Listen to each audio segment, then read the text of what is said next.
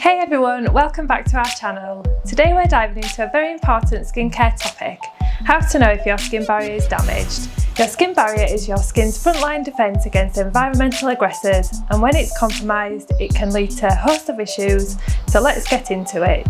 First, let's quickly understand what the skin barrier is. It's the outermost layer of your skin, primarily made up of lipids and dead skin cells. Its main job is to keep moisture in and harmful irritants out. So how can you tell if your skin barrier is damaged? Here are the top signs to look out for. First is redness and irritation. If your skin is constantly red and feels irritated, especially after using products that were fine before, it could be a sign that your barrier is compromised. Next is dryness and flakiness. When your barrier is damaged, it can't retain moisture effectively, leading to dry and flaky skin. Increased sensitivity is another common sign. If your skin suddenly reacts to products that never bothered you before, your barrier might be damaged. Breakouts and infections can also indicate a damaged barrier. When the barrier is weak, bacteria and other irritants can penetrate more easily, leading to breakouts. Lastly, if your skin feels tight and uncomfortable, it's a telltale sign.